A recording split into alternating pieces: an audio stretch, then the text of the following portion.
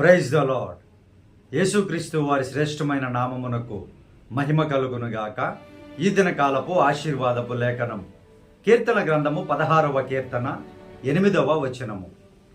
సదాకాలము యెహోవా యందు నా గురి నిలుపుచున్నాను. ఆయన నా కుడి పార్శ్వమందు ఉన్నాడు గనుక నేను కదల్చబడను.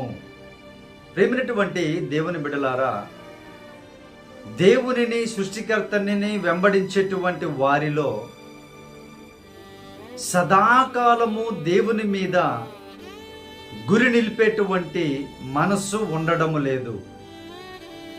ఎవరైతే సదాకాలము అనగా జీవించి ఉన్నంత కాలము శ్రమైనా, వ్యాధైనా, బాధైనా, ఇరుకైనా, ఇబ్బంది అయినా, ఏ పరిస్థితి అయినా సరే యేసయ్య మీద